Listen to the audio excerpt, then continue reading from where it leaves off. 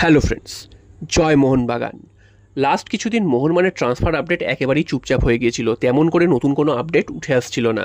তবে আজ দুপুরবেলা একটা দুর্দান্ত নিউজ উঠে এসেছে মোহনবাগানের জন্য।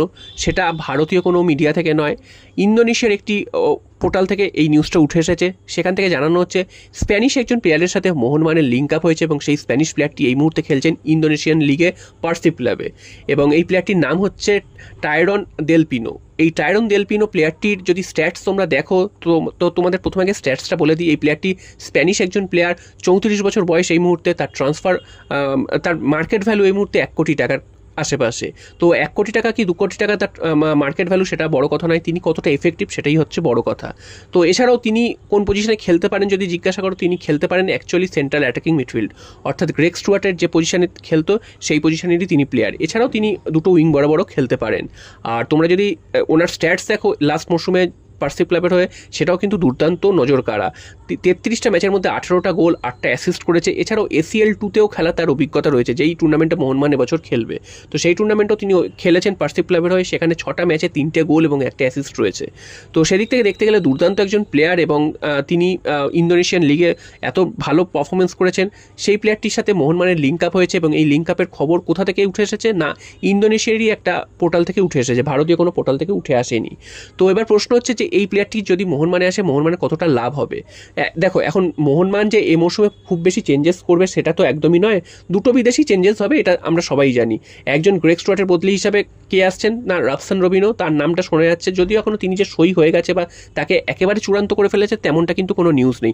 তবে যেটা মনে হচ্ছে রাফসান রবিনোর আসার সম্ভাবনাই প্রায় পাকা। এবার আরও একজন বিদেশি বাকি থেকে যায়, তো সেই বিদেশি কে হতে পারে সেটা নিয়েও একটা স্পেকুলেশন চলছে।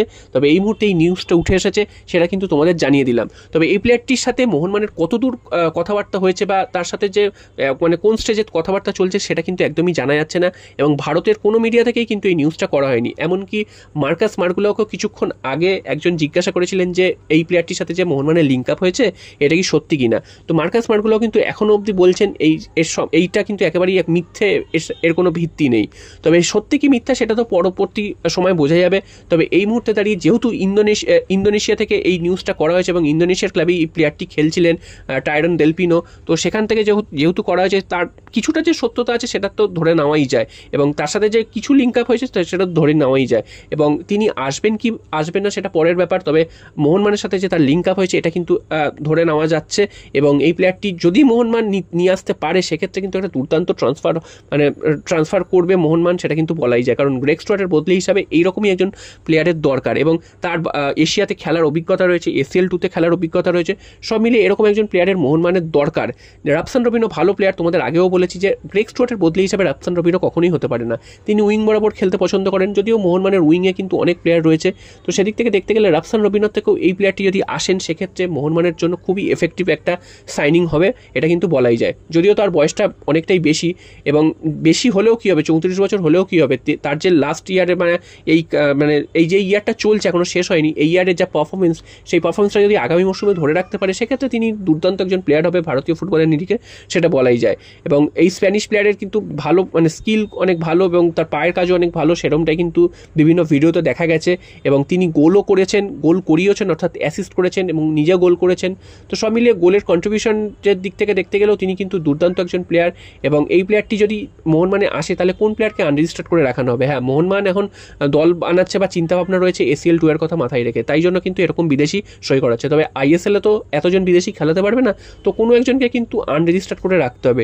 তো সেক্ষেত্রেও এটা একটা ভাবার বিষয় যে নুনো রেইজের মতনকে একটা ভালো প্লেয়ারকে এনে এতদিন ধরে বসিয়ে রেখে আনরেজিস্টার্ড করে রেখে দেওয়া হলো, কবে একটা দুটো ম্যাচ খেলা হবে তার জন্য বসে থাকলো। যদিও ACL 2তে এবার মোহনবাগান খেলবে এবং সেখানে খেলার জন্যই দল করছে, তো সেরকম যেন না হয় সেটাই কিন্তু দেখার। এবং যদি এরকম 7 জন বিদেশি আসে সেক্ষেত্রে কাকে বসিয়ে রাখবে সেটাও কিন্তু একটা বিষয়।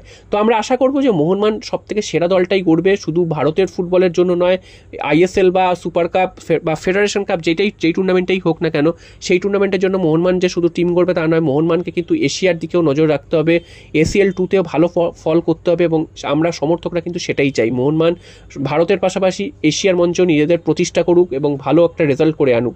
হ্যাঁ, প্রথম বছর বা দ্বিতীয় বছরে গিয়েই যে মোহনবাগান চ্যাম্পিয়ন হয়ে যাবে এরকম ভাবনা আমরা কেউই ভাবছি না এবং আমরা চাইবো যে মোহনবাগান গ্রুপ স্টেজটা টপকে তারপরে নকআউট অবধি বেশ অনেক দূর যাক এবং সেখানে একটা ভালো পারফরমেন্স দিক, সেটাই আমরা চাইবো। তবে এই প্লেয়ারটির সাথে মোহনবাগানের লিঙ্ক আপ হয়েছে, তোমাদের কিন্তু জানিয়ে দিলাম। প্লেয়ারটি আসবেন কি আসবেন না সেটা পরের ব্যাপার, তবে এইটা কিন্তু ভারতীয় কোনো মিডিয়া থেকে নয়, একেবারে ইন্দোনেশিয়ান মিডিয়া থেকে উঠে এসেছে খবরটা। এবং যেহেতু ইন্দোনেশিয়ার মিডিয়া থেকে উঠে এসেছে এবং সেখানকার ক্লাবেই তিনি খেলছেন, তাই জন্য এইটার নিউজটার কিন্তু একটা সত্যতা আছে বলেই ধরে নেওয়া যাচ্ছে। যদিও মার্কাস মার্গুলার কথাটা আবারও মনে করিয়ে দিই, তাকে একজন জিজ্ঞাসা করেছিল যে এই কথাটা সত্যি কিনা, তিনি কিন্তু এখনও অবধি বলেছেন যে এই কথাটির কোনো ভিত্তি নেই, এই কথাটি একদমই মিথ্যে।